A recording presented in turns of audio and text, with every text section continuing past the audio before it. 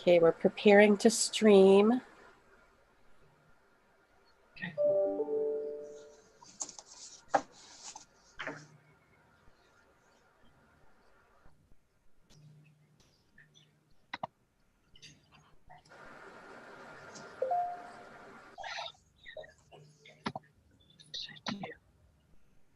Okay, we're live on YouTube. So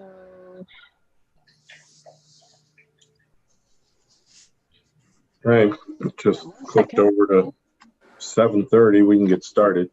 Well, I'm much slower at this than Phyllis. I'm putting Phyllis back as the host now, so that you should be able to. okay. Well, I'm going to start the broadcast now. Yeah. Okay. You can start. On? Okay. All right. Welcome to the December 2020 meeting of the Clifton Town Council.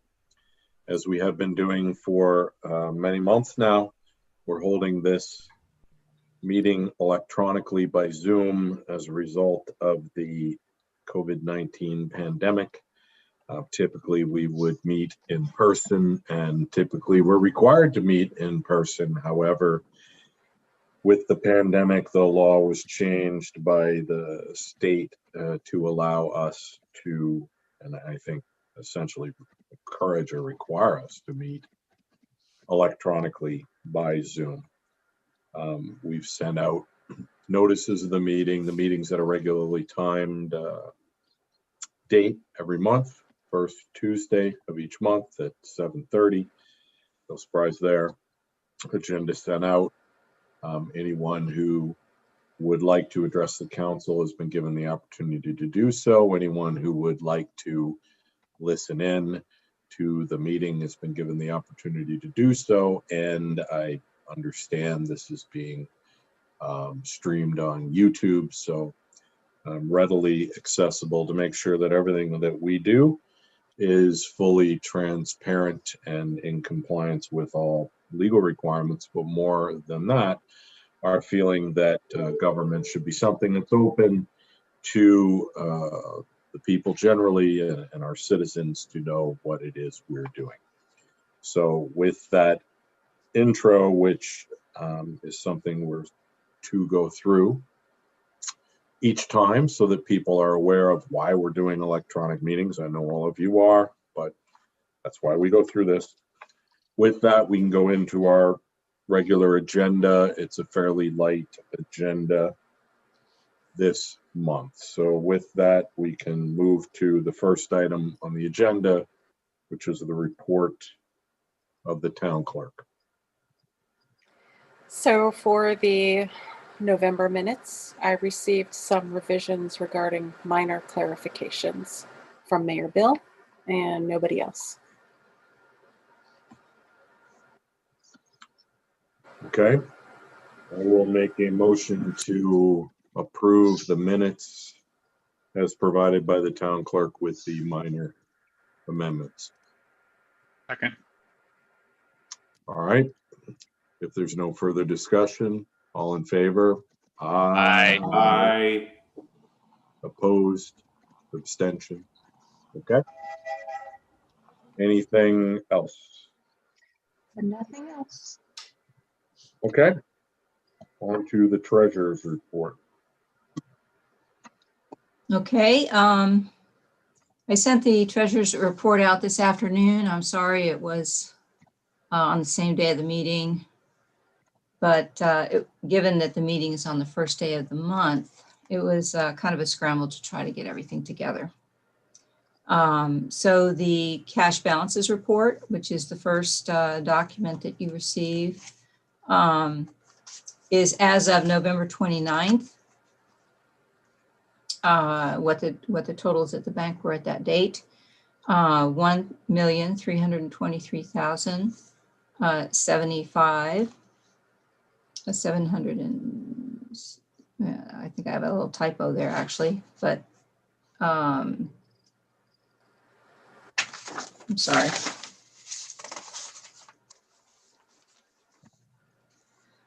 $1,323,745.53.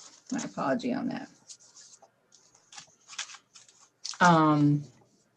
Just want to note, as part of the cash balances report, we have maturing CDs on December 4th and the 8th. And as we discussed in our meeting last month, these CDs will also be reinvested at the best rate for the 13 months. That was the motion that was approved for both the November and the December upcoming United Bank CDs. So that will be happening. The COVID-19 detailed report that was in the file. This report reflects, as of the end of November, the Clifton IDA grants funding of $30,000, which reflects the $10,000 that was returned. The town expenditures at 11/30 of $8,483.83. This includes the November 30th issuance of the paychecks for the 2 COVID positions, which were based on the documented hours through October 31st, 223.2 hours at $25, which was $5,580.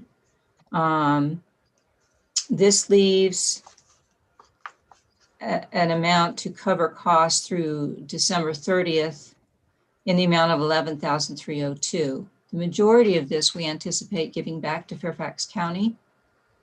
In the last meeting we had with Fairfax County, the final report and the payback was discussed, and they requested that the town wait to issue the refund until after the remainder of the costs were covered, and we did the final report. The grant goes through December 30th. And because the COVID positions need to wait and track the exact hours worked and initiate the payment based on the actual hours worked for November and December, they requested that we just issue 1 refund check and the final report at the same time. I've asked them to give us something in writing regarding that, because of our initial subrecipient agreement required that we do that by November 30th. There have been some changes in how they're handling the money, and so they asked that we wait and just issue 1 check. So we actually have until, mid-January even to get that all in, but we'll definitely go ahead and do that just as soon as we can. So that's the COVID report. Just some of the highlights that I haven't already made.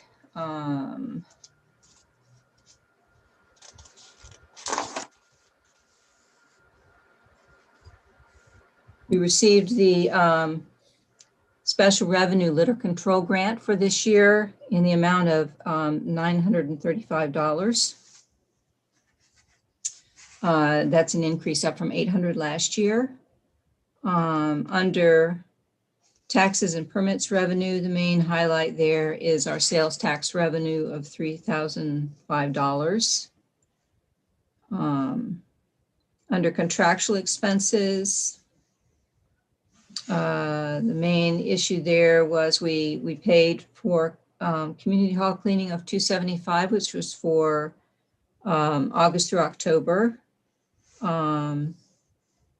Let's see, we had the annual renewal of the railroad lease for the land along the railroad tracks. That was $1,776, and that reflects a 4% increase.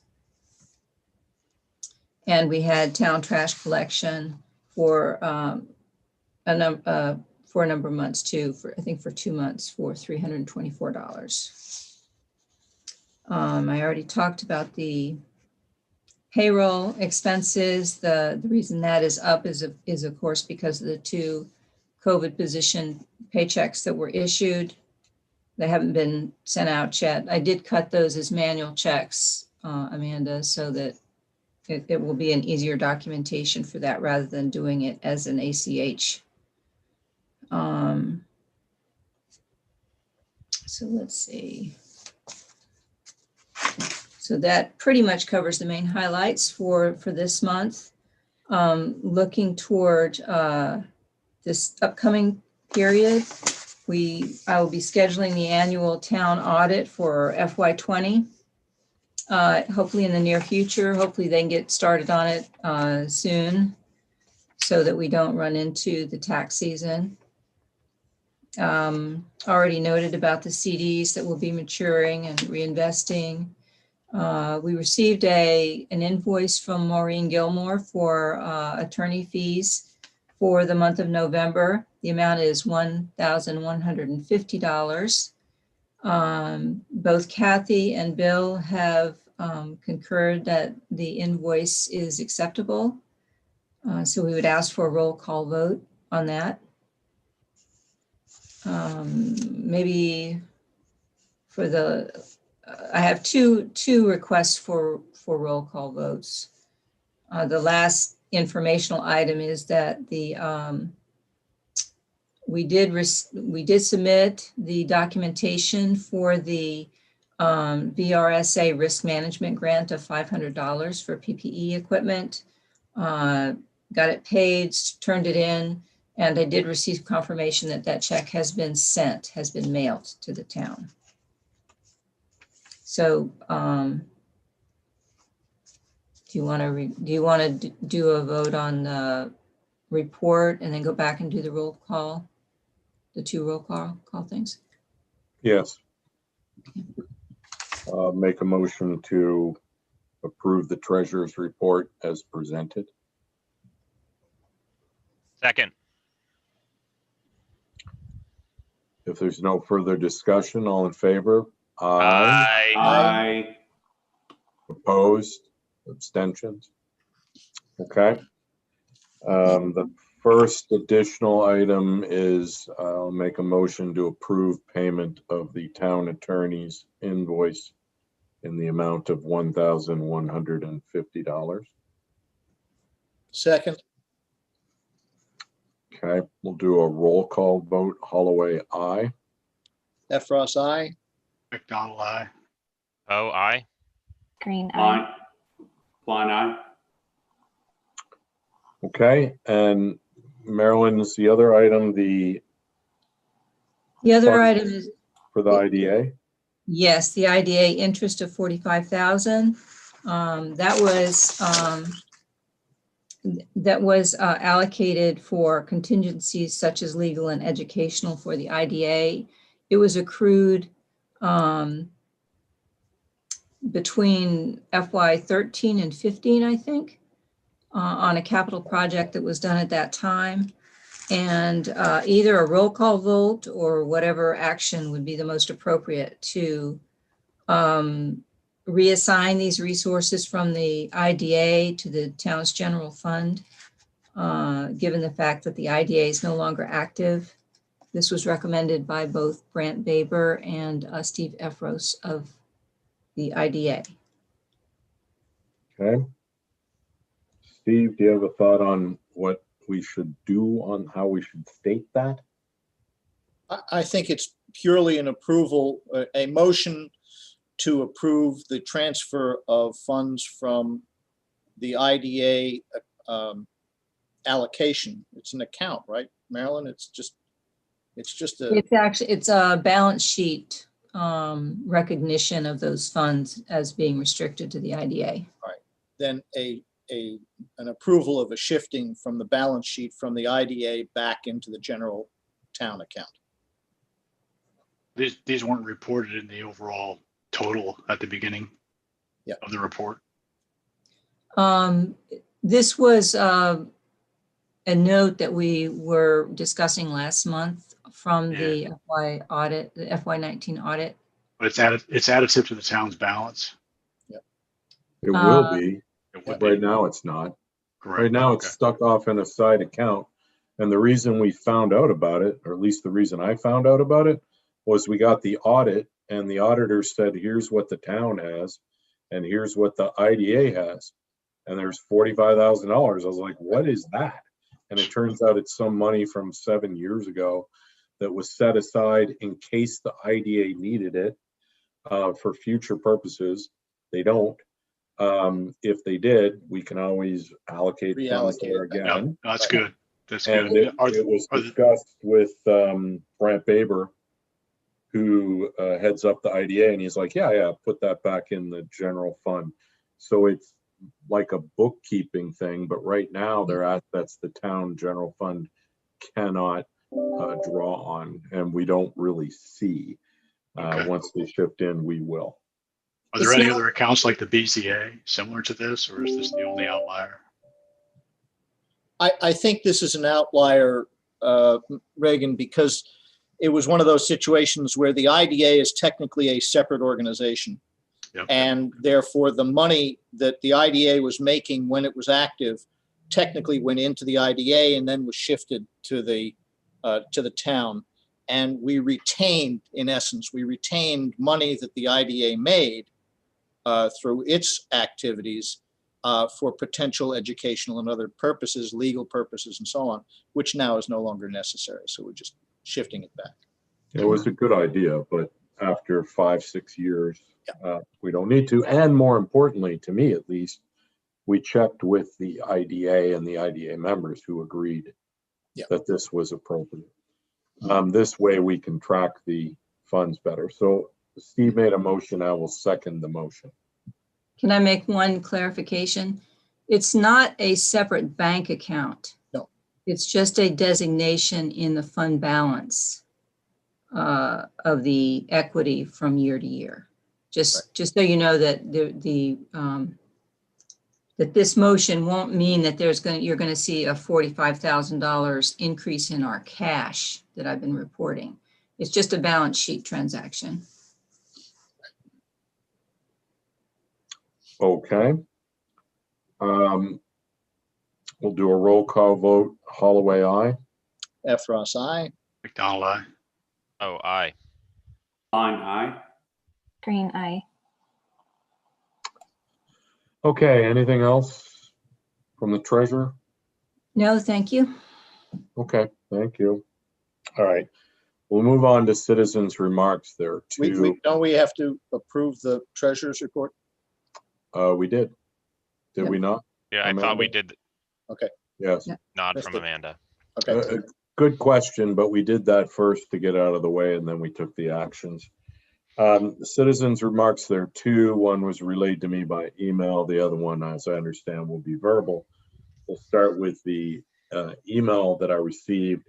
I wanted to report to the council and others who may be listening that some of the homeowners on Main Street towards the business section of town are experiencing problems with their wells and with the ability to get water from their wells even drying up.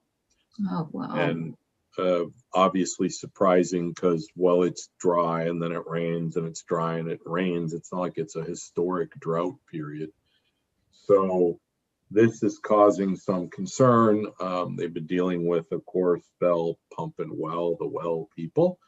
And they are seeing this at a few different places on Main Street. And they even talked about, Bell Pump and Well said, and this has happened in other locations. The county has stepped in and drilled a community well or something. I don't know. I don't know where such a thing would be, whether it's needed. I think at this point, the idea is to get the word out and see if other people are having this problem. Is this a general issue many people are facing? If it's one or two properties on Main Street, we can deal with it on an individual basis. If it becomes a more general problem, then we might have to look at a more general solution. So I wanted to bring it to everyone's attention, see if anyone had any additional information, additional thoughts. What's the extent? Is it businesses and residential? Residential right now. I take that back. residential and a business and residential that happens to be on the same property, you know. So yes, and it's hard to say because one's purely residential, so the water usage is what it is. The other one is a business and a residence. Theoretically, there's a greater water use because there's a business there. I don't know. But as I said, the first one is just residential, so don't know. But apparently it's been going on for a little while, and I've heard of this coming up in the past, but I didn't know this was going on. So new information to me. I think it'll be out on the community Facebook page, trying to see if people are having issues more generally. So if anyone hears about it, you know, let us know. The second citizen's remark, I understand that Mr. Mazzi has requested to address the council. As always, anyone who wishes to address the council is given 3 minutes to do so, unless the council by unanimous consent agrees to grant additional time for obvious reasons. So I believe Mr. Mazzi is being given the opportunity to speak and unmuted and all that. So with that introduction, please go. Yes, hi, good evening, everybody. Thank you for having us. My name is John Mazzi, and my wife is Carmela Mazzi.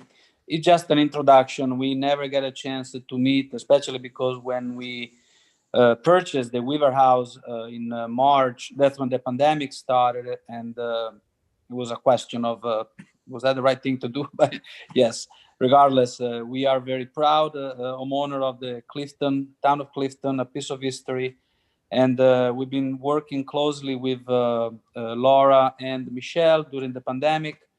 A restaurant and shop has been surviving. And even though Laura, there was an agreement of going part way, so her lease will not be, we will not be able to go forward with her lease. I just wanted to basically introduce myself and as a good neighbor, given the opportunity, we are trying to do the right thing around the property with upgrade, safety feature like the walk around, the walkway around the house itself.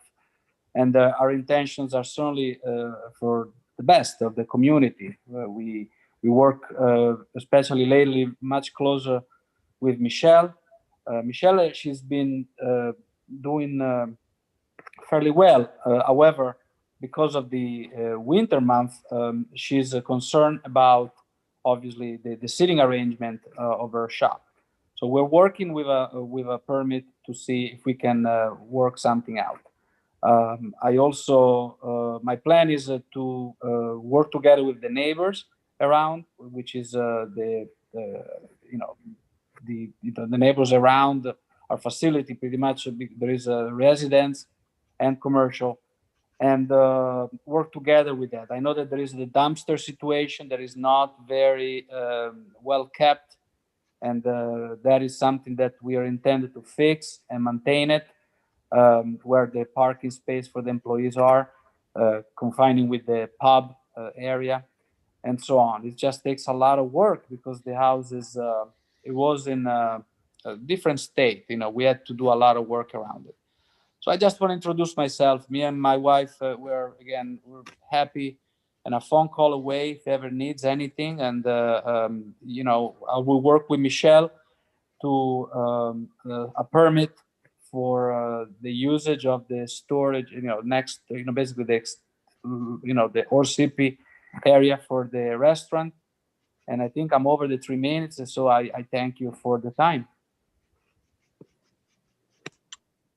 Thank you for that introduction. We look forward to working with you. I will note, if you're relatively-ish new to the community, the one issue, for better or for worse, that we're facing and have faced for a little while in the town is the issue of parking. Because the businesses have been so successful, parking has been an ongoing issue. And parking is something that the Planning Commission focuses very closely on at all of the businesses and residences, but businesses in town, because it is a very real, very ongoing issue that impacts the businesses and impacts the residents. And the other one to be aware of is the signage. Hasn't been a big issue lately, but it's always an issue. The town takes signage very seriously because of its historic nature, and the people of the town are very sensitive to any additional signage. So they're very specific, rigorous sign requirements in the zoning ordinance. And at the end of the day, to that point, if any changes whatsoever are made to the exterior of a building or to the parking and the impervious cover of a building, it must go through review by the Planning Commission and by the Architectural Review Board. It's hardly a Clifton thing. It applies in every jurisdiction in the Commonwealth, but it is the case here. And sometimes people come in and say, I didn't realize I had to actually let anyone know I was making changes. And we have to run out and get the county to stop work and all that. Something we never want to do. So to that end, just always checking with the Planning Commission, always checking with the Architectural Review Board before making any changes. And we've even seen more recently that the county won't issue permits for work inside without coming to the town, even though it's something that we don't look at as a general matter if it doesn't affect the exterior. The county asked us to write them a letter saying we're aware that there are changes to the interior of a building and we don't have any objection. So lots of things to think about there. It's just process, but like anything, if you're ahead of the process, it's not a big deal. If you're behind the process and trying to move ahead and then you realize you don't have the right approvals, it can be a bit distressing to have to work through the delays that are part of that. So just some things to be aware of as you look towards the future. But thank you for your input and we look forward to working with you. Thank you, everybody. Thank you. Same here. On to committees, Planning Commission.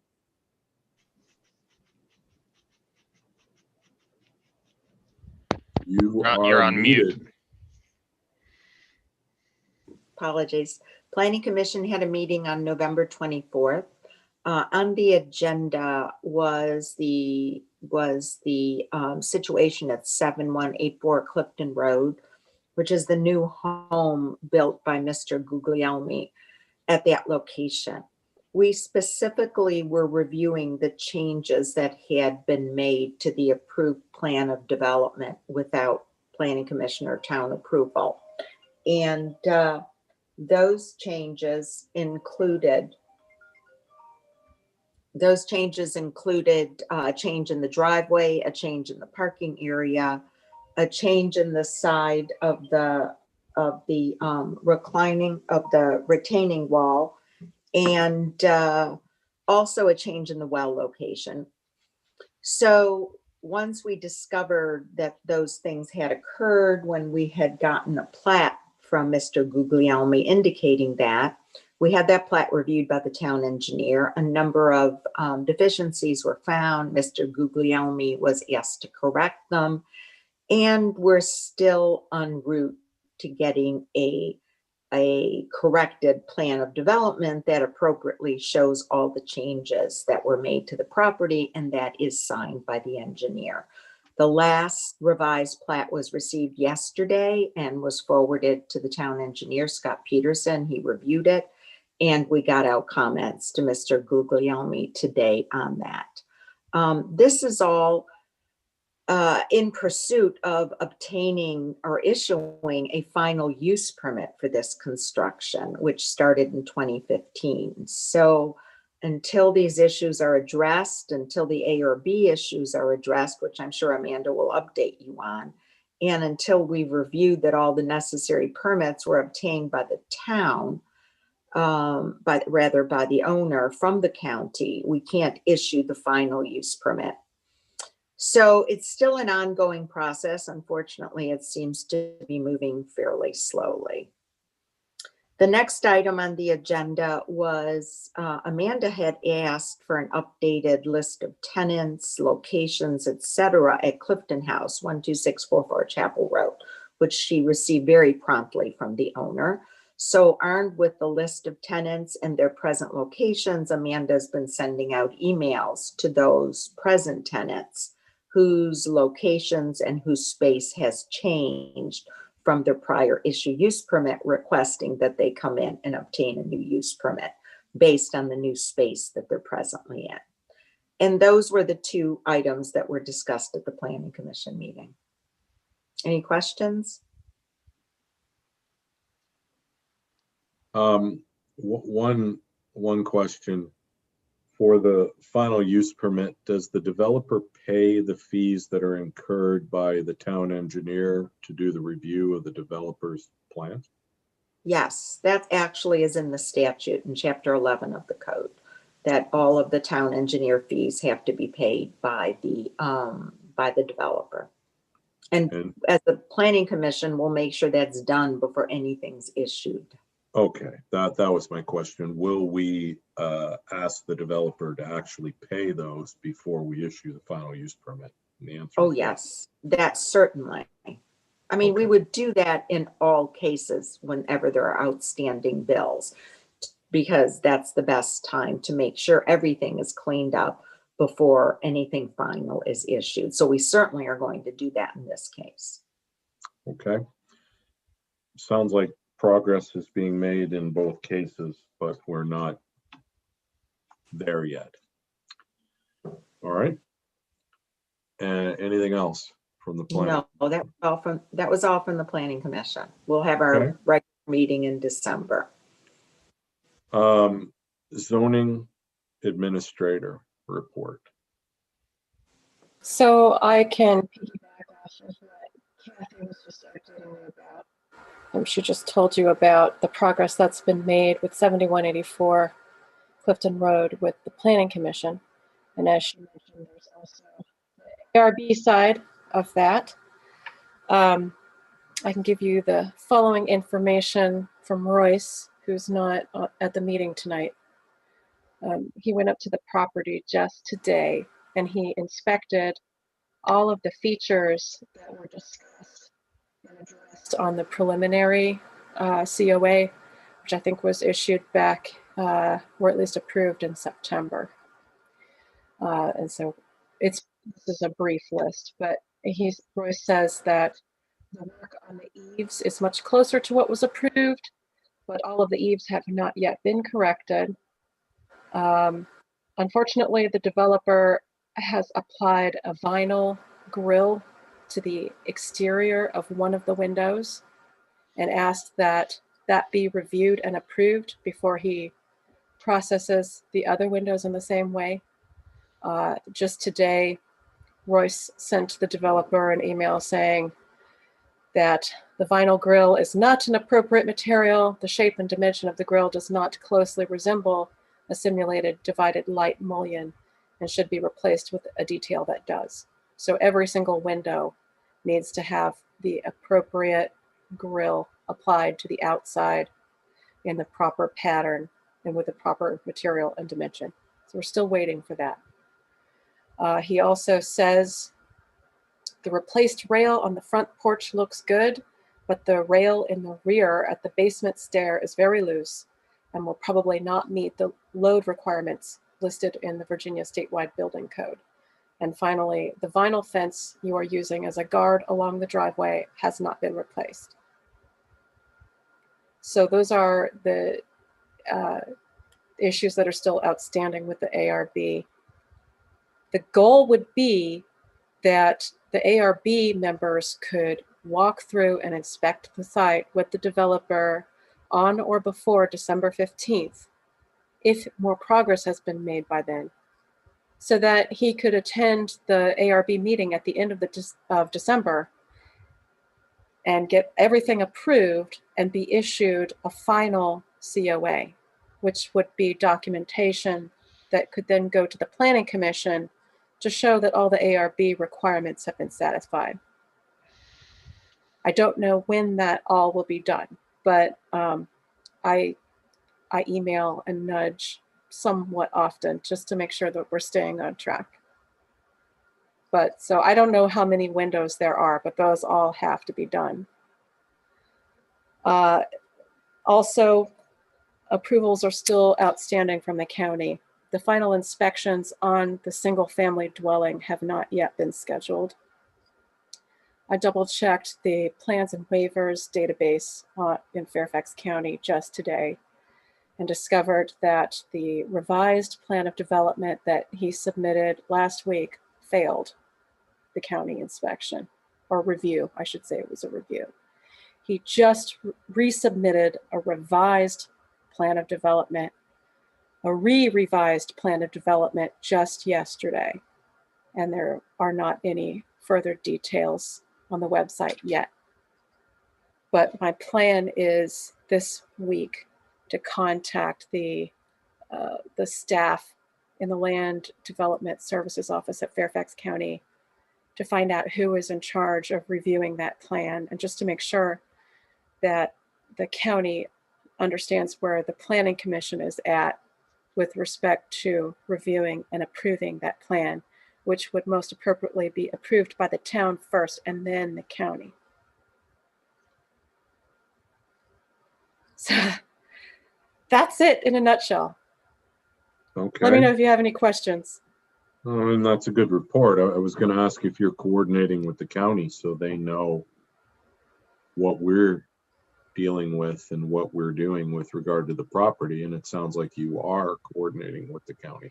It's been a while since I've communicated with them directly, but now that they have finally submitted something new for review to both the town and the county, I think now is definitely the time to touch base with them.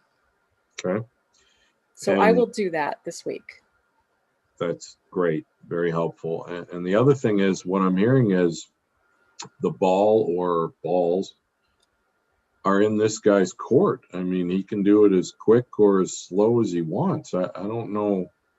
You know, I'd love to help, but there's only so much we can do. There's a list of things to be done from the Planning Commission and the ARB, and when they're done, then we'll confirm they've been completed and we'll move forward. But there's not a whole lot we can do until the developer does what he knows he's supposed to do.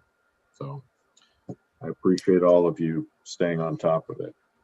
Right. And we couldn't be more clear in what is required. Yeah.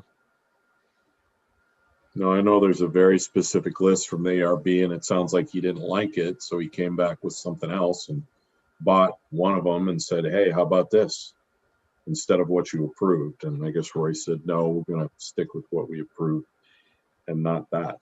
So I don't know. It seems very specific. I've seen the communications. They're very clear. It's very checklist. If you want to do it, you just do it. So, and I don't know. It sounds like it's moving slowly forward. We'll see. My goal is just to make at least some measurable progress each month. Yeah. Okay. Well, he's setting the pace at this point, and I know that he'd like to get these final permits so that people can move into the house, I guess. So I don't know. Okay. Are you ready to move on to ARB, or was that it for the ARB? I will just quickly mention on the other residential property that we have been monitoring, 12752 Chapel Street. I did send a letter to the property owner right after last month's council meeting as directed. asking the property owner to respond within 7 days, letting us know what was their plan with respect to consolidating their two adjacent lots. And I just recently heard back from Pat that some progress has been made on that front, and that documentation showing that the new deed and the other required paperwork being filed in the county should be forthcoming in the next week or two. Oh, well, that's great. Great news. Okay. I'll just give a very brief update on the commercial use permits. That's basically just what Kathy was talking about. We've been sending letters and in some cases emails to business owners, letting them know that they need to come back and apply for a new use permit that reflects the significant changes in their business. Sometimes it's just a change in ownership, and in some cases it's a change in location and square footage. So this month we have sent 4 notices to 4 different businesses.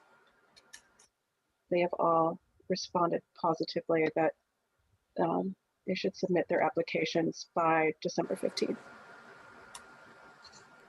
Good news. For the architectural review board, they did not meet this past month. I did talk to Royce about the updates for 7184 Clifton Road, which I've already given you. The other issue is signage on residential properties throughout the town. Since Royce was out and about today, I asked him to look at a few properties where I'd been kind of keeping track of where there have been some signs, and they are still there. In some cases, and I'm not going to name any locations or any names or anything, but some houses still have election campaign signs posted well after the 7 days after the election day. And some properties currently have personal message signs posted. Different things, you know, there's the "We believe water is life," et cetera, signs. At least one person's got up a sign calling for reopening FCPS. Somebody's got a sign on their porch that's a speed limit sign. So the thinking is to send out a letter to each of these properties, letting them know that they have unpermitted signs on their property and asking them to remove it, giving them a certain period of time to do so. Obviously, this was discussed last month and maybe even the month before. The letters haven't been sent out because I was kind of hoping that people would just do it on their own, but some people haven't. So I just wanted to run that by you and ask if you have any feedback on that before we send any letters out. Well, I'm not 100% certain the election's over yet, is it?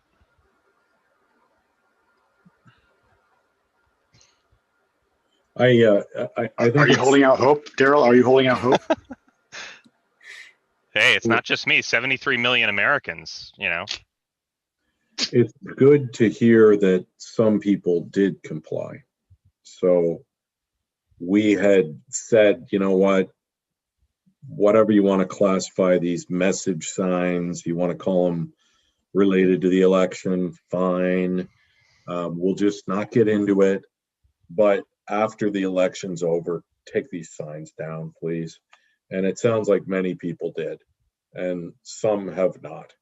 And therefore, the ARB will send letters out to those remaining folks at some point.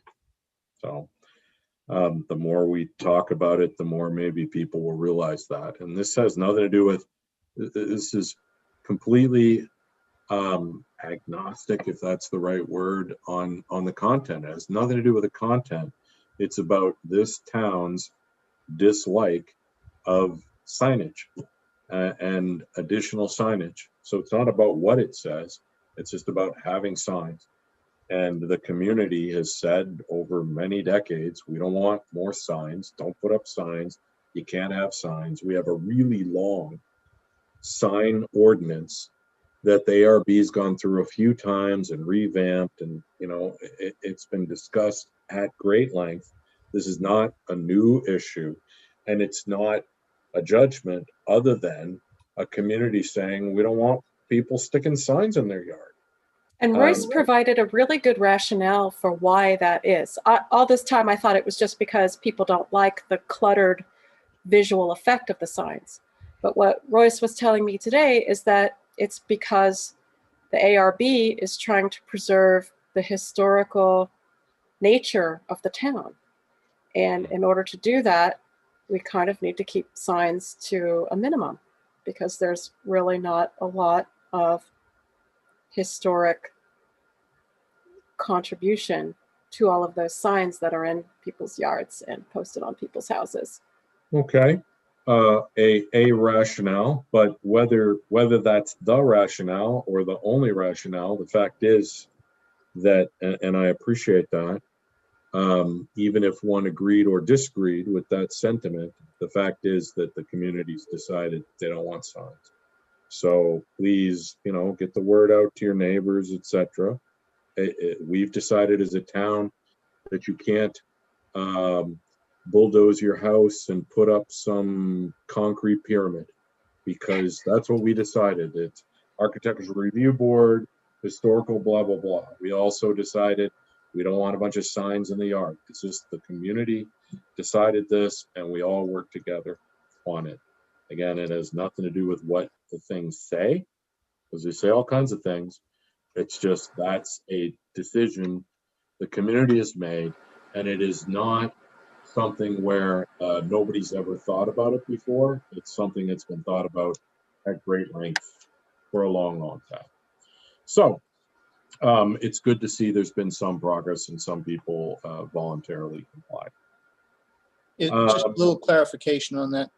Yep. I haven't read the statute lately, but I believe this only applies to signs visible from the street, from a public street.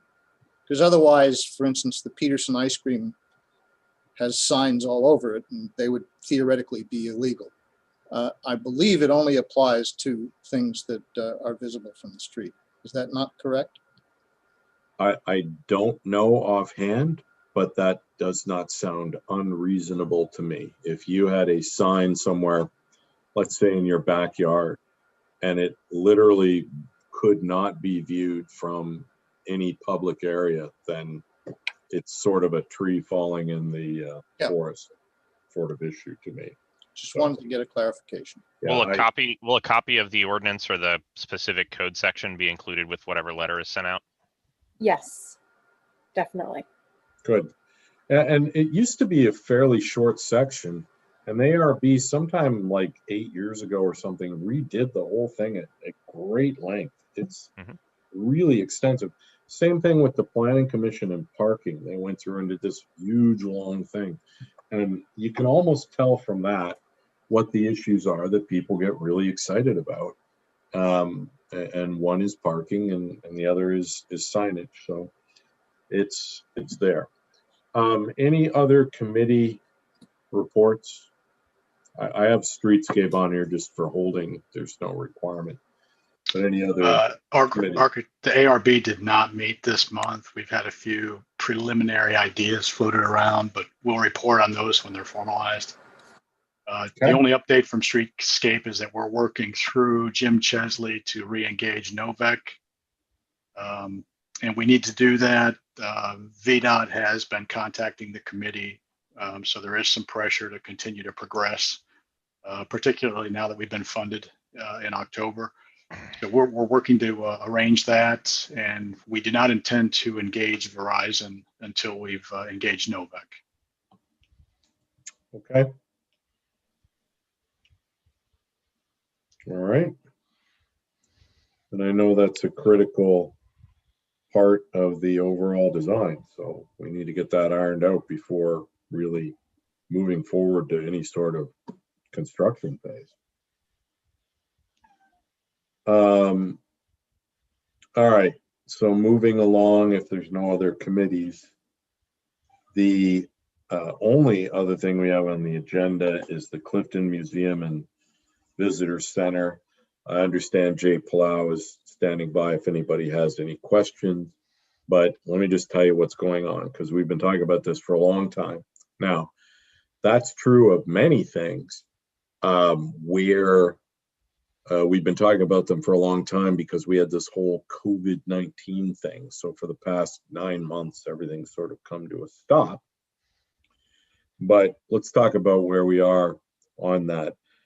Clifton Museum and Visitor Center, Presbyterian Church has a building, a home that was used as the manse by the minister for many years is no longer used for that, was used for some other purposes, and since it's been sitting vacant for a little while, needs some love, but like any building that is in disuse, it's bad for a building not to be used, good for a building to be in use. So the Presbyterian Church through Jay Palau approached the town and said, what would the town think about using this as a museum and visitor center, and also as a town office, so we'd have a place to store records, a place to have small meetings, a place that could be used by the community, that the CBA would be supportive of, something that would really be for the benefit of the entire community. And with a museum and a visitor center, but with a museum, we'd be able to open a window on things like the business district, things like the churches, the houses of worship that we have, that all have their own history and contributions to the town. So all of it, a great idea and something that people would like to have happen. The issue then being, okay, what does it take to actually do this?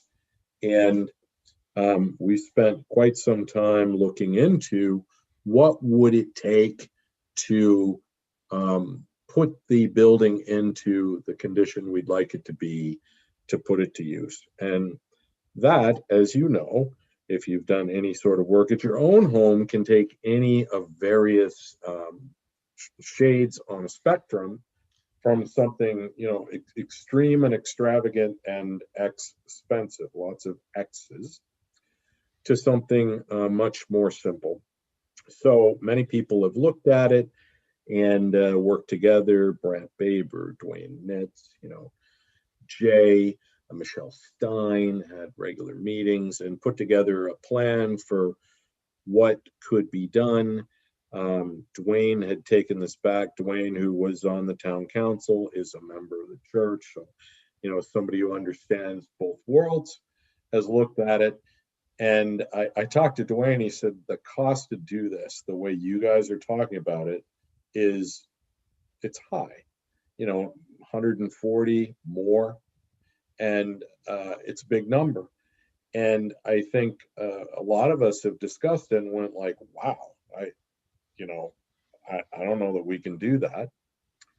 As you may know, the CBA is very excited about this, has looked at it and had a meeting with its members where they've said they'd like to contribute money towards this, and then they'd have a place they could have small meetings at. That's all good, but that's all relative. That could be just putting something out there. That could be on the order of $30,000, which would be a significant amount, but for something that would be quite a resource. But against the kind of numbers Dwayne was talking about, it just didn't work, even if it was a good idea. So we've regrouped.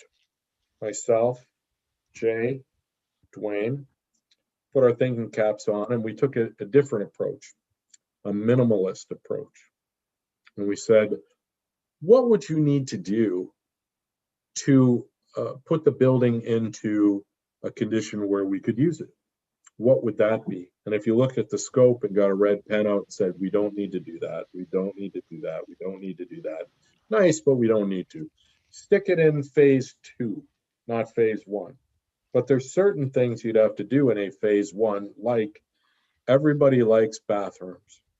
And so having a bathroom is definitely a good thing, and we would want to do that. So we looked at what would it take just to put the building into a condition where it would be used and usable.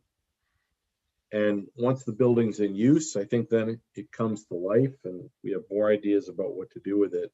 And is that something that we could get our arms around under, as we've discussed with Jay, potentially a 20-year lease where the town, the community would have use of this. And of course, the Presbyterian Church would be able to have small meetings. The CBA would be able to have small meetings. That's the idea of a community facility. But the town would have a place where we could store our records, where we could have an office when we needed to have office hours, where we could have a museum, where we could have a visitor center, where we could store things for the haunted trail, and put a facility to use again so it's not out of use. And we've looked at that and we think those numbers, well, first of all, you have to ask, would the various parties be okay with that if you didn't build the Taj Mahal Clifton version? You just did what you needed to do to make it work.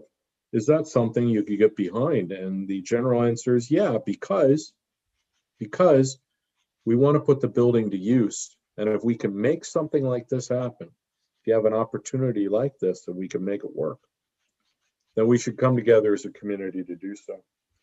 In the world of software development, this is called the MVP, or minimally viable product. So Okay. what's the least amount of effort you can put in to have a product that's functional and that people will adopt, and then you continue with iterations. It's an iterative process.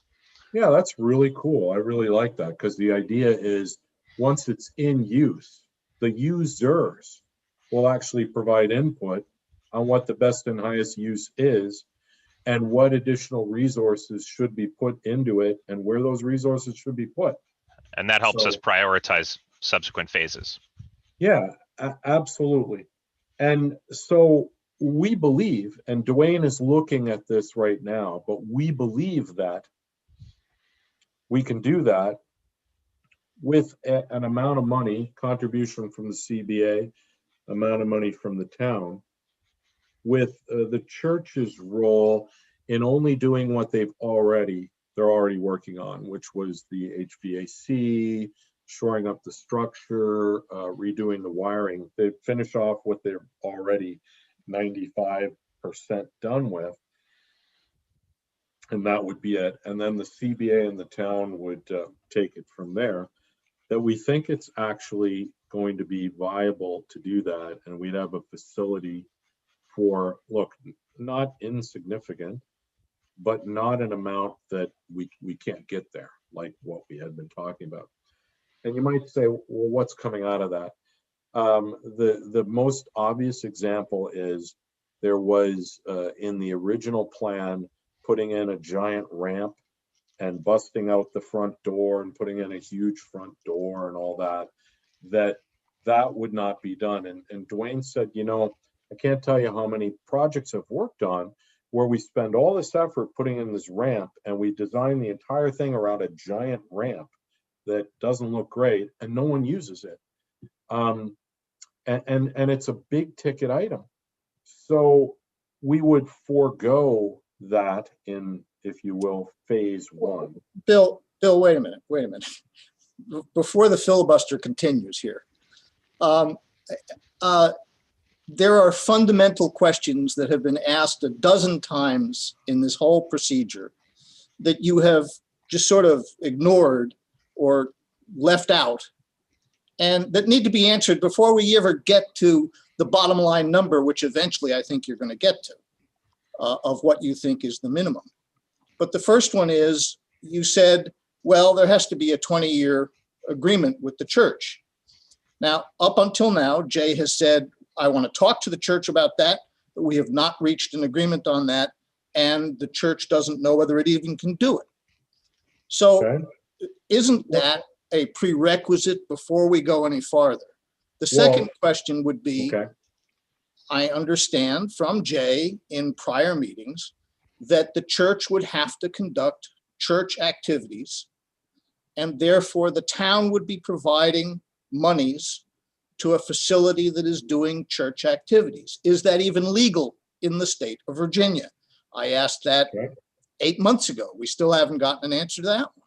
All right. So What it else? seems to me that we have some preliminary questions that need to be answered before we go on whether we put a ramp on. And of course, the ramp has to be put up, or theoretically has to be put up, because it has to meet ADA requirements, unless there is a reason that we don't have to meet ADA requirements, and that would be another question. So those are prior questions to all of this other stuff. Do you have any others? I don't know. I mean, if the first answer is no, we don't have to go to the second one. I mean, if the church says no, we're only going to be able to give you a 5-year lease, I think we're done. I think I'll just Okay. say I think there's Yeah, go some ahead. intelligent folks that are involved in the planning of this or in the exploration feasibility of this. I don't believe we'd be continuing this exploratory thing if that was a non-starter for the church. Then So it the 20-year then it should say that. lease is an open question still. I don't think we have confirmation on it, but it's not a hard no. I'm So as here. long as it's not a hard no, we can continue. Jay, do you have an update on the 20-year lease? So the deal with the 20-year lease is that they, so National Capital Presbytery allows us to give you a 5-year lease without going beyond our church. We can sign off on everything, and we can do it 5 years at a time, and it can be renewable every 5 years. If we want to give you anything more than 5, and I absolutely understand with the investment that you're considering to make into this, why you would want 20. There's a process, and it's not, as soon as I have a lease proposal, which I'm hoping for soon, which is the other half of this besides the statement of work. As soon as I have a proposal that I can take to National Capital, I need to take it to my people at the church. They need to sign off on it. Then I take it to National Capital. I have already been tutored through someone that I'm in contact with at National Capital Presbytery. It says this is more than doable. This is not even that hard to do, but there are certain requirements, and the requirements are known and they're written, and I've provided them to Bill and others as to what would be required in the lease. And yeah, it's mostly legal stuff. It's nothing hard. It's nothing that's really going to change anything about the use of the building. It's just what they require before they sign off on a 20-year lease. The second part of Mr. Efros's thing is, I don't know what exactly the Museum and Visitor Center, what part of that would be used by the church. I'm not saying we wouldn't use it, just like maybe every other preschool in the county might want to have their kids in there or something else, but we're not planning on having church services in the museum. So I don't think that the crossover there between church and state that he's asked or mentioned, I don't see that being an issue ever. And that's two of the things that I can address. But please, whatever you've got, I'm here.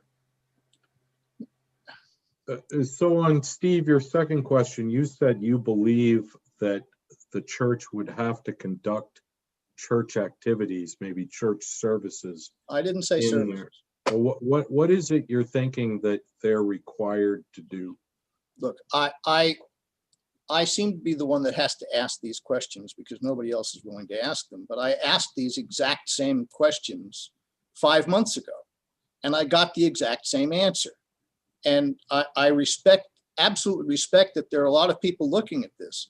But Jay has said, for instance, well, there are requirements in the lease that if it were any more than 5 years, are required to be in there. What are they? We have not heard anything about. I asked this 5 months ago. What are these requirements? Yeah, well, Jay also said 5 months ago or 6 months ago that yes, it would have to be used by the church for church purposes. Now, I don't know what that means. I didn't say services. I don't know what that means. And I was asking then, what does that mean? And we need to know what that means, because at some point, the town is paying for a property that is a church property. And I do not know, and it's another legal question that has to be asked, whether the town can do such a thing under Virginia state law. Mr. I don't know Efros, the answer to that question, but I think we have to ask it before we start getting into, well, it's going to cost us $60,000 instead of $80,000. Okay. Mr. Efros, can I Yeah. speak just, I don't know, there might have been a confusion there, and it might have been I'm sure it was my fault. There's nothing that the church requires of that building once you take it over and make it into a museum, other than our entire system for the water, for the church and for the preschool is in the basement of that building. So what we would require, and why we cannot sell the property, we require that we have access to the basement so that the water can be treated and tested, as is done per state law, to be able to have a preschool there, and also to make sure that people are drinking clean water there. So that is a requirement that we need to be able to access the basement and take care of our water on an ongoing basis. There is no other thing that I'm aware of that I ever recall ever saying that the church requires of that building otherwise. Then I mean, that's a clarification. That's fine. What was said months ago was the church would have to use it for church purposes. And I don't think we were talking about the water in the basement. We understood the water in the basement issue. So if you're saying that it is not using it for other church purposes, that's great. That answers a question. Okay. No, if I had said anything additionally besides the water, it might have been that we have my preschool people hoped, really, well, you can imagine if we have a museum of the town of Clifton on the property, that they'd hope that they could bring the kids over there. So that, I mean, otherwise, no, I promise you, there is no other thing that I'm aware of. And Jay, I assume you can go back and confirm that with Diane and others, that there isn't there isn't a requirement that it must be regularly used for a religious purpose. No. As a matter of fact, the lease is the lease, and it won't be. No, it would be the Clifton Museum and Visitor Center, and perhaps the town clerk's office, and whatever else. It would be yours. It would be your building for all intents and purposes. But you've got to let us in there to make sure the water's okay.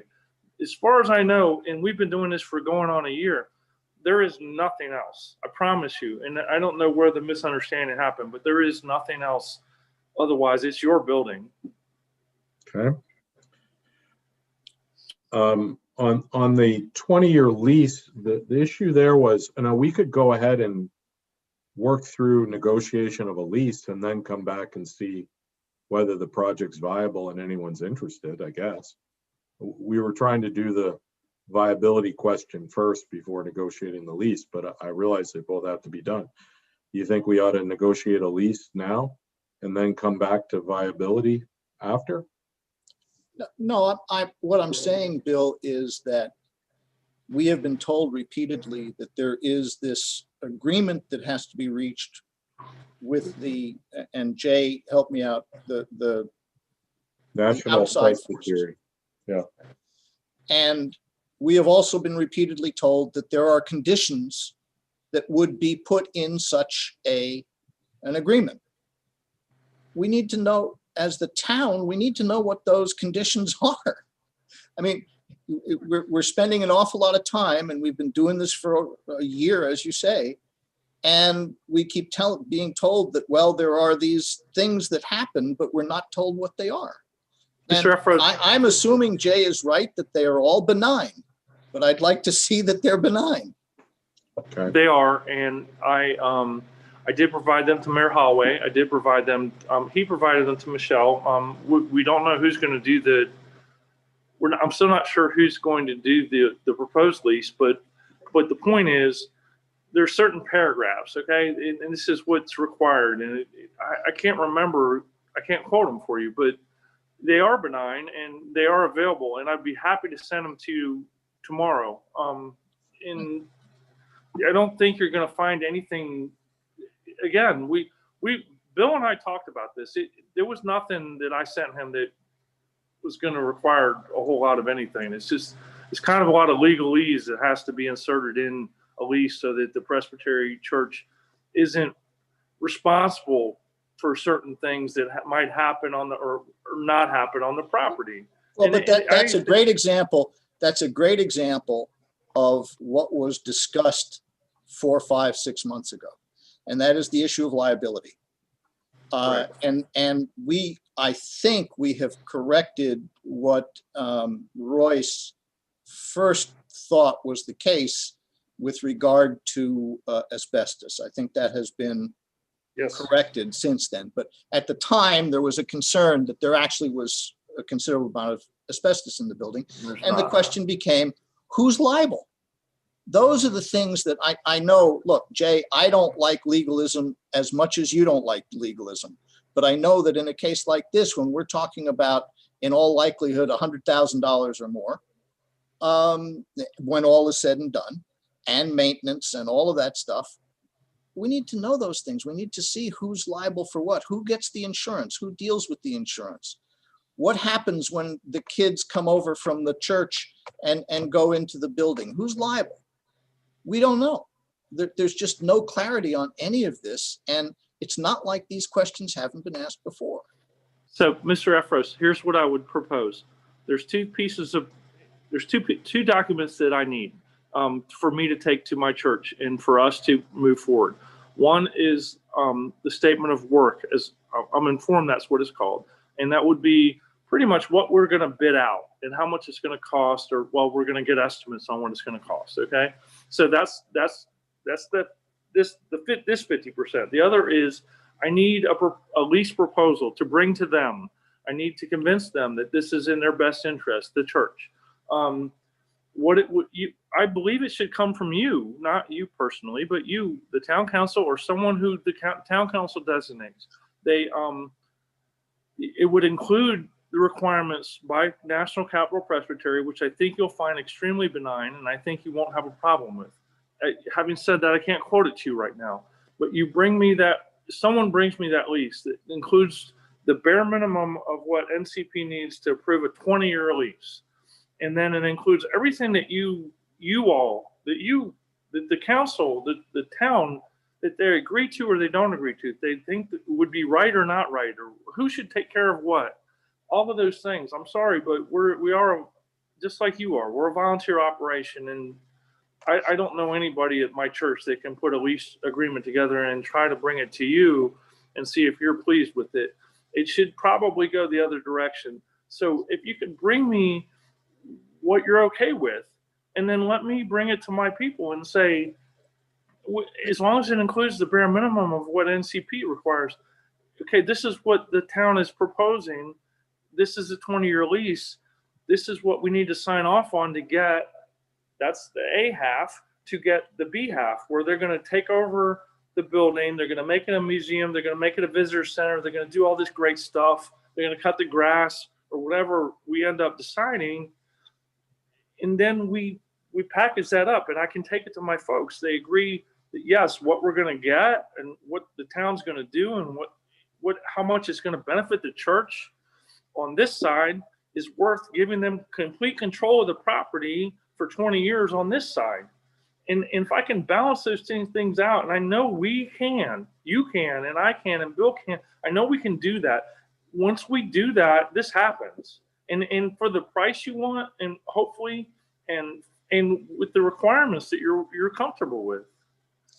Jay, I don't think, and Bill, I don't think that it's appropriate for us to be spending time right now discussing details that need to be worked out before we really go any farther. I mean, we don't know whose liability is what. We don't know what the insurance of the church is. There are dozens of questions here that need to be answered.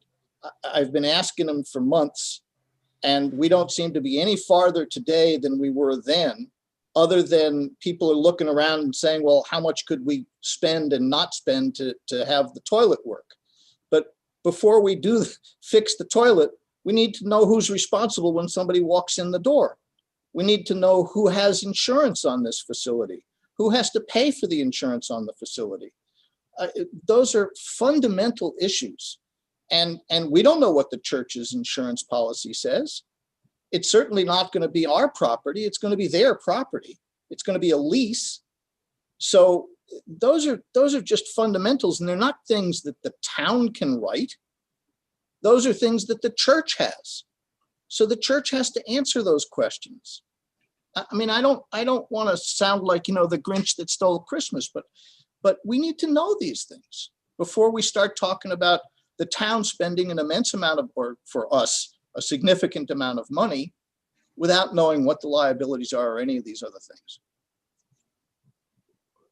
I just to ask, I'm trying to work through this. Wouldn't that be documented in the lease? Those things you're talking about? It seems to me, Bill, that if the church says, no, we won't assume liability for anything that happens in the building, even though it's our building, then their insurance has to change and our insurance has to change. And we would have to know that before you knew what the actual cost of this venture is. But wouldn't that end up being worked out through a lease? Is there some other vehicle? I don't know what the other thing is that would capture the agreement between the parties that's different from the lease. But maybe there is. Hey, can I suggest something? Sure. I do a lot of building construction. I do a lot of leases. Usually at this point, you would generate a letter of intent. And it's usually the party that's pursuing the other party. So if the church is pursuing the town to lease this building, they would generate a letter of intent, non-binding, with the conditions for the town to lease the building. If the town's pursuing the church wanting this building, the town would generate an offer, letter of intent, outlining the conditions that they would consider leasing the building. That's usually negotiated but non-binding. And once that's agreed to by all parties, a lease is then negotiated. Sometimes it never gets to that point. That's right. Okay. I totally agree with you. Okay. So that would be an okay approach. Yeah. So who's pursuing who here? I'm late to this discussion. Who's on first? I would prefer to be pursued. Yeah, because letters of intent you can do and it's not binding. You move to a lease, somebody's spending money with attorneys. So I think the whole purpose of a letter of intent is to get the basic questions answered between the parties before you start dumping money to an attorney for a lease negotiation. Yeah, and Pat, by way of background, we were trying to figure out initially whether this, at least in my world, whether this was viable at all. And we were looking at what, assume the lease was perfect and everything was as you wanted. If the deal was that the church wasn't going to put in additional money to fix up the building, but the town with some amount from the CBA was, could you do it? And we looked at viability of that, and we started out with something that was very high and said, no way. Then we got something else and we looked at it real hard and came back and said, no way. And if the answer is no, we should all go home and not bother Jay and the church about it anymore and let them go off and do something else. But if the answer is possibly yes, then we should look at it. And so the question is it potentially viable? If no, why would we negotiate a letter of intent and a lease? Beyond me, I don't get it. So viability was the first question. And I think the bigger issue, besides how much you decide to spend upgrading a building, is the operating and maintenance of the building in the lease term. And I've built 2 museums. I've worked through all the issues with museums. You'd be astonished at the insurance requirement for a museum. That's totally agree. I agree too. And people are not going to hand over their collections or their prized treasures unless they're secured, safe, and insured. I think probably a large misconception, because I've talked through this with a number of other people looking at museums in the past, is the idea of a museum in Clifton would be informational. it wouldn't be having a lot of priceless artifacts and jewelry. It would be having information about the history of the town, which honestly would be worth nothing except to whoever made it. So I don't think the artifacts would have any real value. Now, you still have to insure the building. VML provides our insurance on everything else we have. And I assume VML would provide insurance on a community building. But I agree, if we had $100 million in artifacts that had been given to us, we would have an issue there. That, for better or for worse, has apparently not been something that anyone foresees. No one plans on giving us expensive relics and artifacts for whatever reason. I don't know why. Right. So Apparently we should drop the name museum from the discussions then. It should just be a visitor center. Okay. And if it's focused, and I agree with you, Bill, if it's focused on visitor center, then we have to know from VML what our liability is and what our insurance costs would be for inviting people into a facility. And having a lot of people in a facility, we don't know how many people in a facility, and what that would mean. We just don't know. I have a hard time with the with dropping the museum portion of the title, whether or not there's a large amount of artifacts or a small amount of artifacts. I know that I have created a buzz in a year about having a museum there. I know that there are people, I've talked to residents, I've talked to townsfolk, I've talked to businesses. There are artifacts in people's attics that they would like to show other people. I know for a fact that the church has 150-year-old things that in our library that no one sees. So I don't know if the insurance is an issue. I get it to a point, but no. Clifton, the town of Clifton, the 150-year-old town of Clifton more. No, you need to show people what used to be in these buildings. They can walk around and see the outside of the 39 buildings that have been restored, but we need to show them what used to be in some of them. I don't think you just call it the visitor center and move on and to save insurance money. And again, maybe that's a 6 months down the road discussion, but no, that's not. I don't think that's the point. I don't know. I'm trying to flush out the viability issues up front before spending the time to negotiate a lease. Apologies for that. I just don't want to negotiate a lease till we have some sense of viability. But if that's the only requirement, that we negotiate a term sheet or something like that before we consider viability, then maybe we have to do that. And if it's the sense of this council that you're so opposed to this concept, then I will stop spending time and effort on this. And so will Jay. I've been through situations where the town's been offered the use of facilities before. They've been turned down by people in charge without even consulting with the council.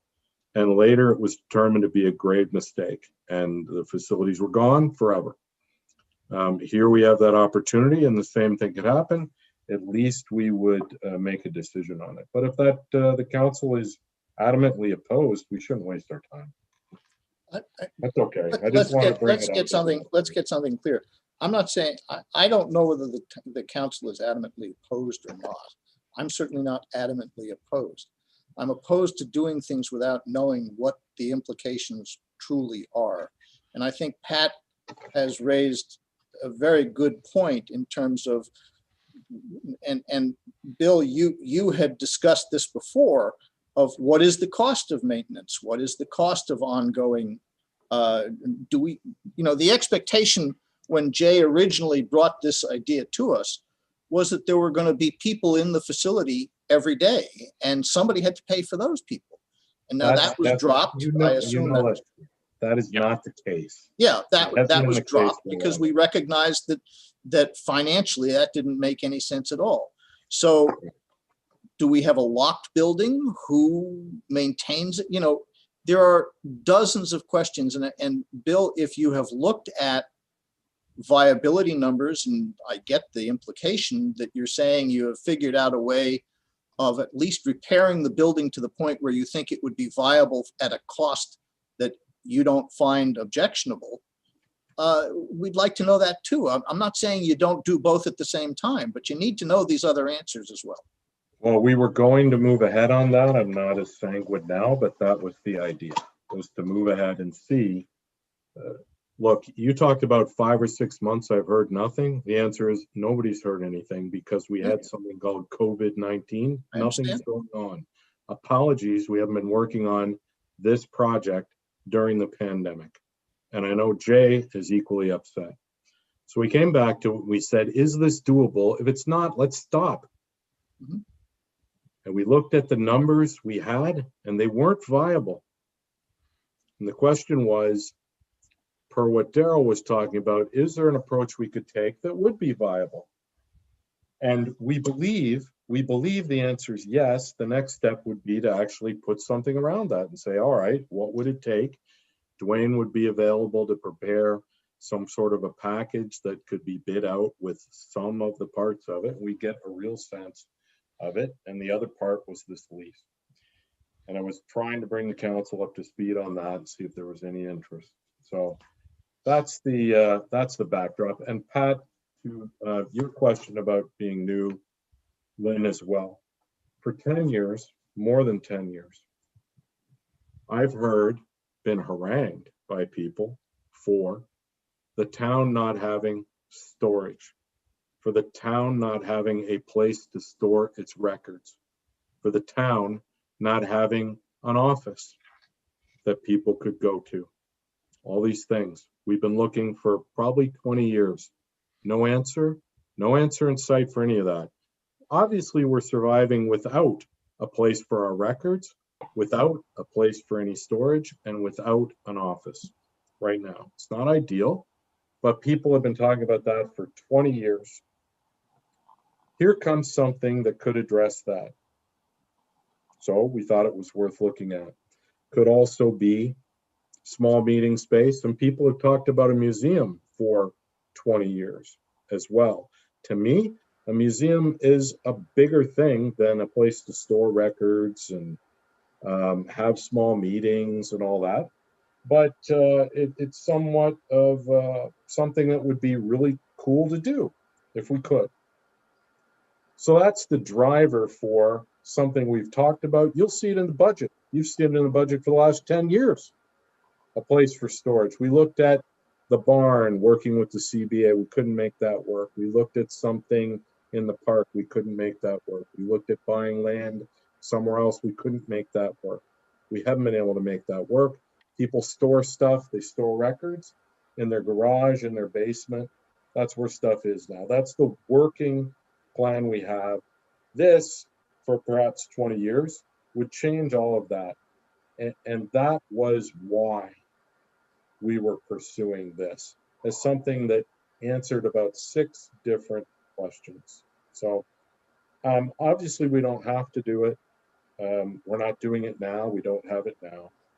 But the Presbyterian Church had approached us about it. So we thought we would look into it. Anyway, that's the report. Yeah, it's not so much, I think, at least from my viewpoint, I'm against it. It's just there's so many large questions that I think it wouldn't take us very long to get through to see if this is even worth pursuing. So yeah, I can almost see a work session where we just try to brainstorm this and come up with how this works for the town.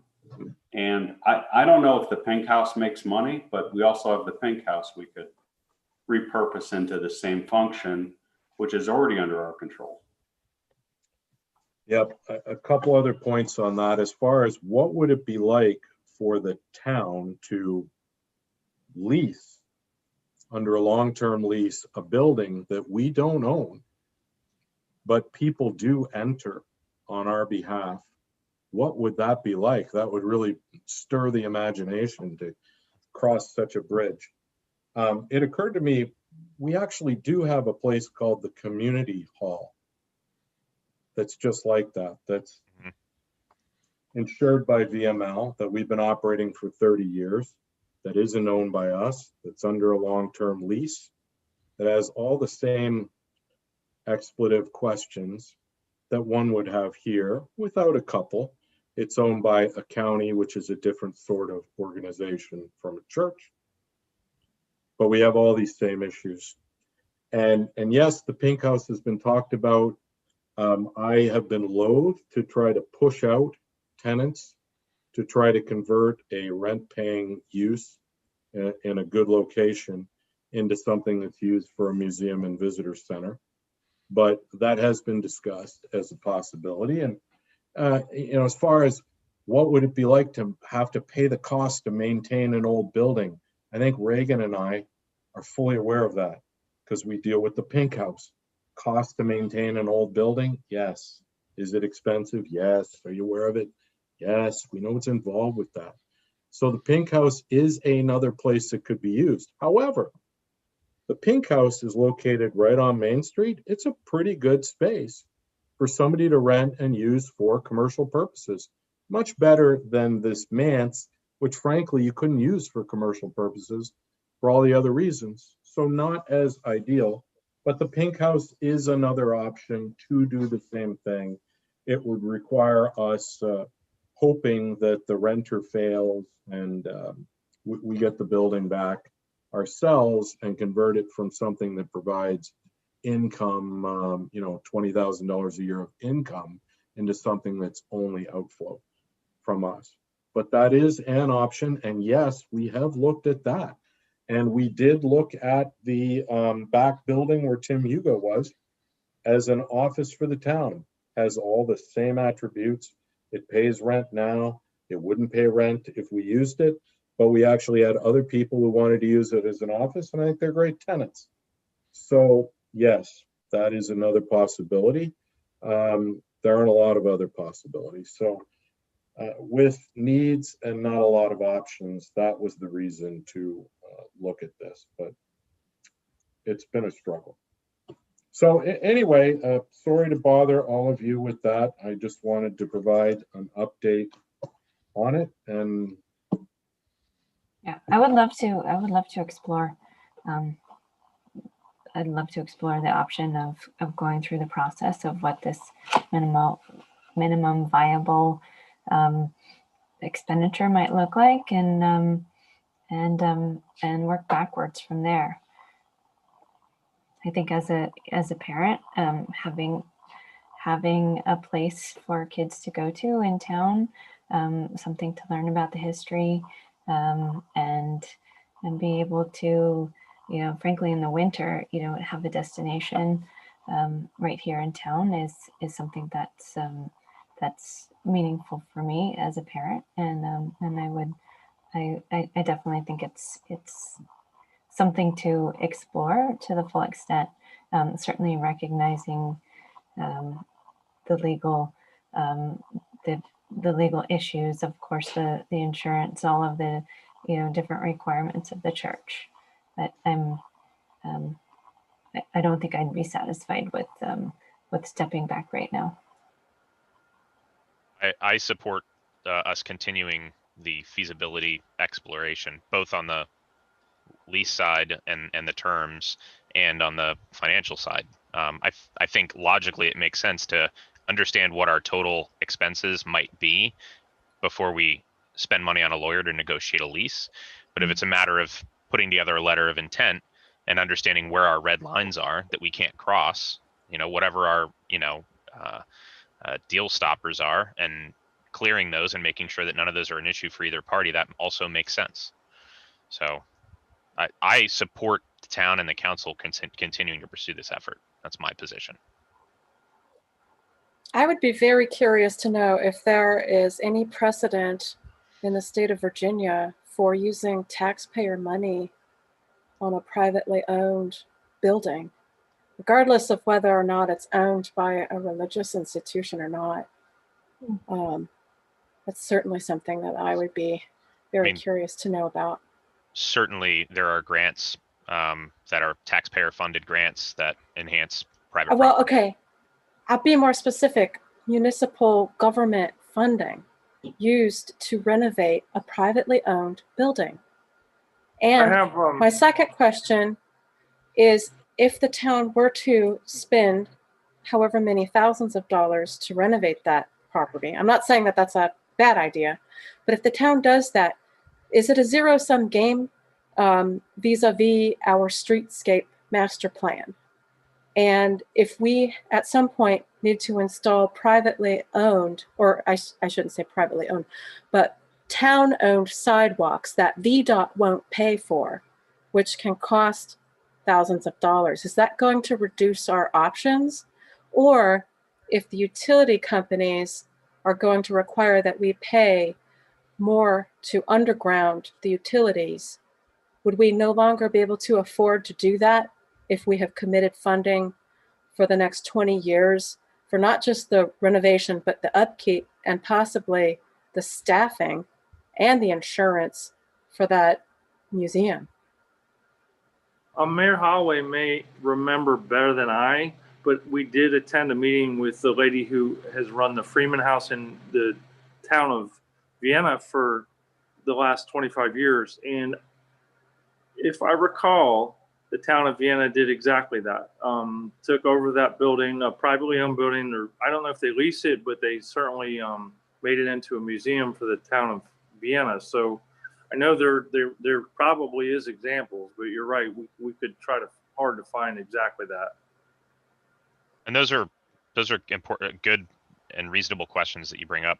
Yeah, because we have had meetings in the past where we've had our own town residents have come in and told us about how difficult it is to navigate our own streets. And I especially think about the people in the town that live on Clifton Creek. They've been asking for a sidewalk for decades. Well, one It's of the just something questions, to think about. one of the questions that you posed is whether the expenditure on this facility would mean the town could not invest in any other capital projects for the next 10 to 20 years. We can look at that. I think the answer is no. The other question is whether a governmental entity can lease a building from a private company. We could certainly ask our lawyer that. I have to assume governmental entities lease buildings from privately owned companies or even churches. It would be shocking to me that no government in the Commonwealth of the United States has ever leased a building from a private owner. Or even from a church. Yeah, I mean, I'm not concerned about the lease per se, but you know, if it's $100,000 that the town has to sink into the renovation of a building that the town doesn't own, that could cause concerns for a lot of people. Sure, I think $100,000 would probably put this outside of viable. And I want to bring people back to this idea that the town would never put money into a building the town doesn't own.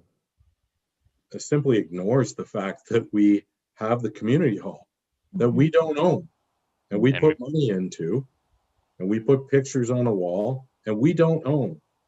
And ironically, it has like a 20-year lease, but now it's a 5-year lease. Same issue. So the idea that the town would never invest money in a building unless it owns the building, we crossed that bridge 30 years ago. And obviously that goes on. So the question shouldn't be that. The question should be how much. And if the answer was zero, here's the building, I don't know that there would be a lot of pushback. But maybe there would. Maybe we just don't want a building that we don't own, even if it's free.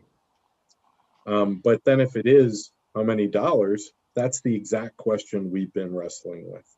How many dollars could one put into something that would be a community resource for how many years? And that's what Jay and I have been talking about.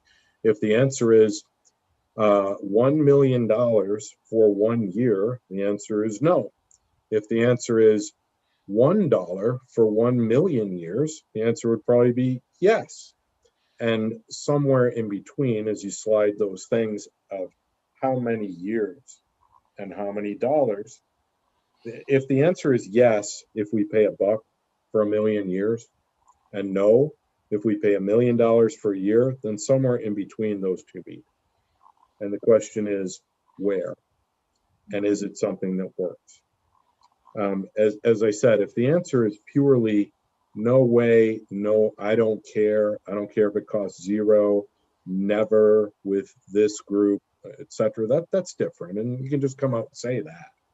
But if the answer is yes, I could do this if it was viable and if there weren't ridiculous conditions on it, and as Lynn's talked about, we think this would be a good thing for the community, then the question is, how much, how long, and are there conditions that would make it viable or not viable?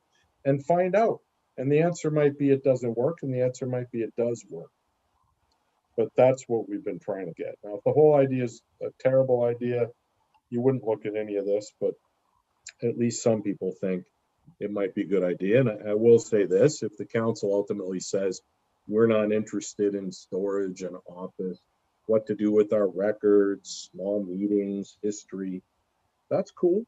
But then after that, I won't be listening to any more complaints about how we don't have an office, we don't have a place for records, we can't store anything. I'll be like, you had your opportunity, you said no. That's okay.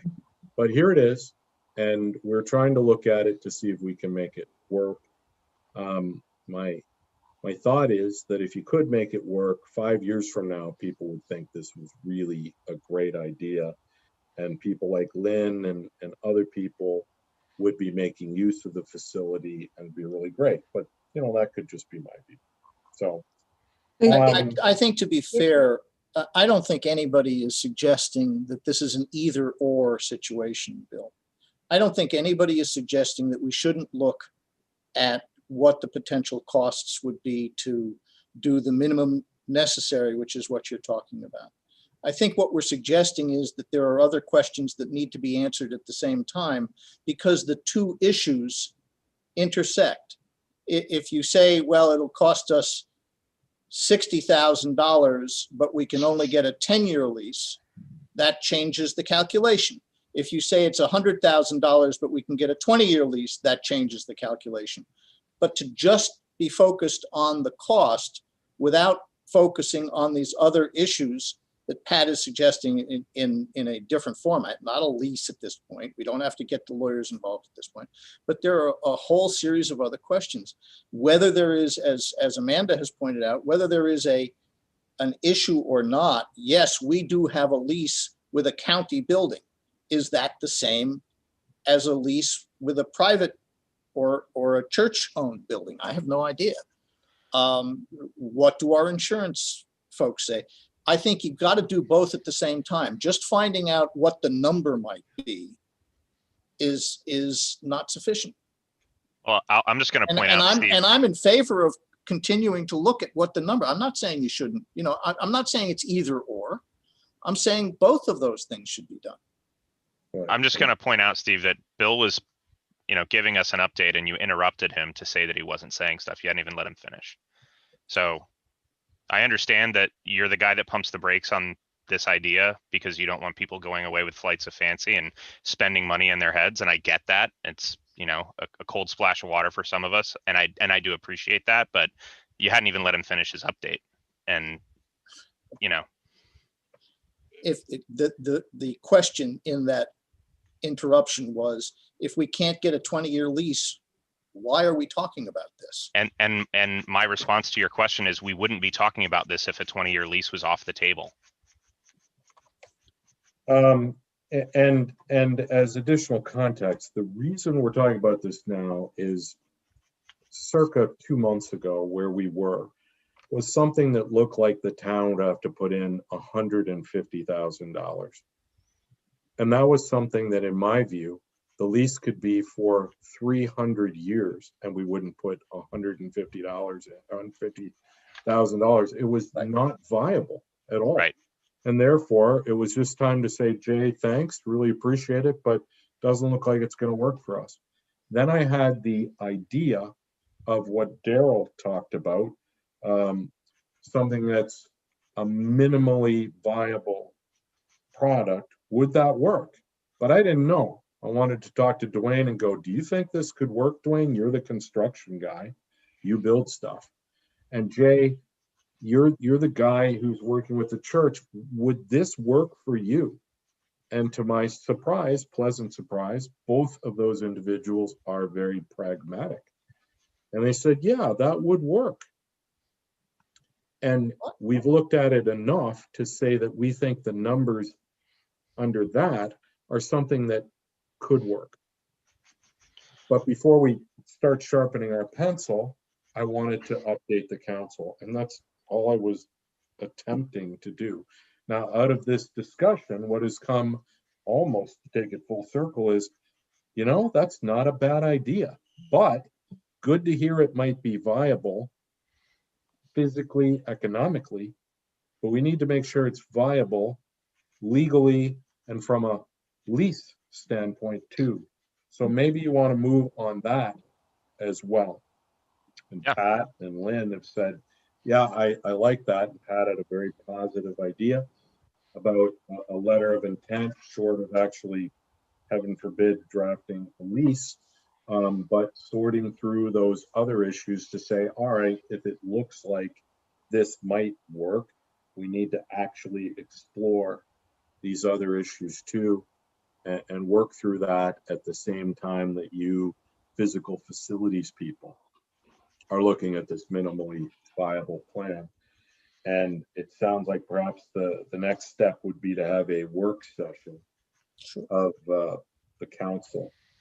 That would be a public meeting, or if it's not a public meeting, which is not, doesn't mean it's secret, it just means it doesn't have to be publicly advertised, then it would be 2 council members. But if we want to have as many as wish to participate in what I would view as a big whiteboarding exercise on the issues that Steve has talked about, that would relate back to the lease and the letter of intent that Pat has talked about, I think we'd be whiteboarding on that. And obviously Jay and others would play a role, but not a cast of hundreds. So it sounds like a work session to explore that and maybe get those issues that have been concerning Steve, to get them a little more developed than we've had them so far.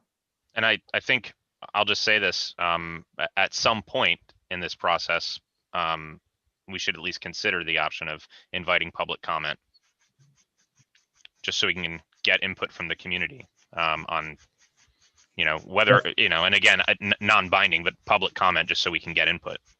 Yep, and I'll say that we've had public comment through a number of vectors. The Mance has been open for many people to look at.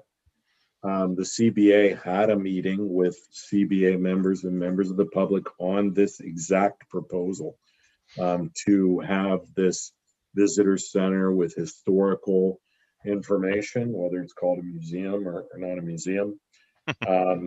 And so the CBA has solicited information on that. We've been talking to people about it and thinking about it. And we've had meetings where Jay has given presentations. So there have been many opportunities for public input, but we should have more. But one of the ideas would be to say, here's what we're talking about. Yeah. And thus far, it's been more like, here's a concept. Or, yeah, think? let's figure out what we're talking about. And then once we figured out what we're talking about, then we have something to talk about. Yeah. I also think that given the nature of the proposed use of the property, the fact that it's community purpose, it has a historical significance, I would think that there would be grant funding that could be solicited for the capital part of the project. Potentially. Possibly. Who do we seek to find out whether in the minimal plan that you're talking about, whether we have to adhere to the ADA or not? Who do we add? Does Dwayne know that? You know, you could talk to Dwayne, you could talk to Royce. Well, I have talked to Dwayne, I have talked to Royce. Okay. And it's a classic question of, in the town of Clifton with historic facilities, ADA applies differently. Now, if you were to petition the federal government for a determination on whether the federal government would grant a specific waiver to the town of Clifton, I think we would get an answer that says we won't grant a waiver because we don't grant waivers. We don't know who you are. So part of the question is, who answers that question and when? As the building sits there today, right now, Grandfather. it's owned by an entity that has the members of the public who are members of the church or visiting the church, going there on a regular basis, and there is no ramp. Now, if you stick a sign on there that says visitor center, and the same sorts of people come, and they're able to get in the facility, but there's no ramp, what happens? And do you go out and seek this? And from whom? Do you petition the governor or some Commonwealth committee, or do you operate the facility? One thing I could tell you is that since you and I spoke a couple of weeks ago, we had already discussed permanent ADA access with a ramp, a built-in ramp. Since then, when we said we would scale this back, I'm not saying that I know the answer to who would make that ruling.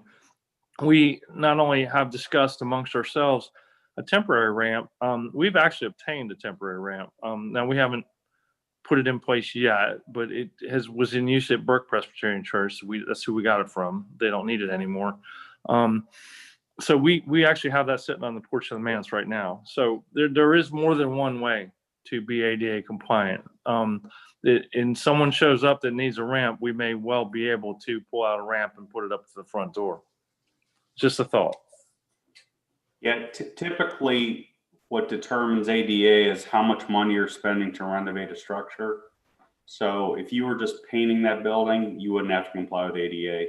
If you're spending X amount of money over so many square feet, the building department in Fairfax County is going to determine if you have to comply with ADA. And typically you'd have to do bathrooms, access, the whole shoot and match. Would it matter at all? And I don't know the answer. Would it matter at all the age of the structure and trying to preserve a 100-year-old house so that we don't substantially alter it to keep its historical? I don't know. Yeah, possibly. I just know that in all the projects I've done, it's literally how much you're spending to renovate. And if you're spending so much money, you have to comply. Do you happen to know where those numbers sit? I'll ask around. I'll see if one of the architects I deal with in Fairfax has that reference. We can look at it. But it sounds like the county is essentially going to be the enforcement or regulatory body. It'll be a building permit issue when you submit. Okay, got it. Fair enough. Well, that's something we need to know, because if we spend over a certain amount and it triggers the requirement for another $100,000, then we won't do the project. Yeah, so that's part of a viability study. Yep. Yeah, exactly. So that's very helpful. And Pat, thank you. It sounds like you know who the people are, and it sounds like there's a trigger, and if you triggered, you're done in this case. And so the question is, what's the trigger? And can we live within the trigger? If the answer is no, then we, so be it. Close up shop. I'll find out. I'll talk to some people tomorrow, send out an email on what their view of this would be. And I think Kathy dropped, we should also look at, I know the church has a very complicated parking arrangement with Trowers. We should also look at what planning commission is going to view this as, to see if they can comply with the existing parking lot. A use permit that would comply from a parking standpoint. Yeah. Yeah. It's not complicated with Trummers, though. I promise. Their parking is the lower third. There's the fancy lights. They end as you go in the parking lot. They end at the first set of islands, and then the rest belongs to the church. The church also owns Richards Lane, all in its entirety, which is really the left-hand side when you're going up towards the church from the street, from Main Street all the way up to the house. that's next door to us, not the manse, the house to the left of us. We signed some agreement where we have to maintain Richards Lane to make sure that house has access in perpetuity. Who's got the overflow parking at the Mason Lodge? Is it Trummers or is it the church? I think the pub. I think the pub has the overflow at the Masonic Lodge. I don't know. I think we have an informal agreement that we can use it, which I almost never had to do, maybe on Easter, but Masons did say that we could use, and there's a sign, I think, that we could use their parking for overflow parking basically once a year, but we've never had that problem with the church. Yeah, just something else to check, because, luckily, hopefully the church has surplus parking for their use permit, and this won't be an issue, but just another check. Well, and the other thing too is you would expect we have surplus parking 6 days out of 7. So if the museum is not open on Sundays, which I may or may not anticipate, you would think that if we had our parking lot for Sunday church, then pre-COVID, post-COVID, then and if the museum wasn't open that day, we also talked about this too, and I won't go on, but about probably they're going to require 6 signs, let's say, directly in front of the manse that says museum parking only with dates and times, so Monday through Saturday, 12 to 6 or something like that. So I get all those are issues as well that we need to work out. I do.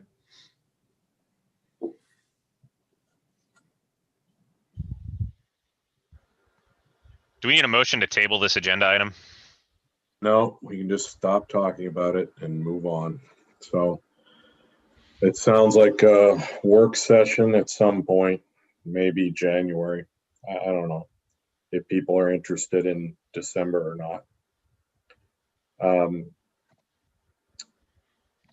Okay. So anyway, there's no new business. That's the last item on the agenda. I'd like to move that we adjourn this meeting. Just one item before we adjourn. I had a question from somebody about decorating in Air Square. Are we doing or not doing that this year? I have not heard back from the tree lighting. There was a lady that was, that coordinates that, and I haven't heard back from her. So typically it's done like this weekend, right? First weekend in December. Yeah. That's when it's turned on generally. Yeah. I think it's a pass given COVID and everything else. I think a large gathering in public like that would probably not be a good look, but not a gathering, just decorating a tree. Haven't heard about it.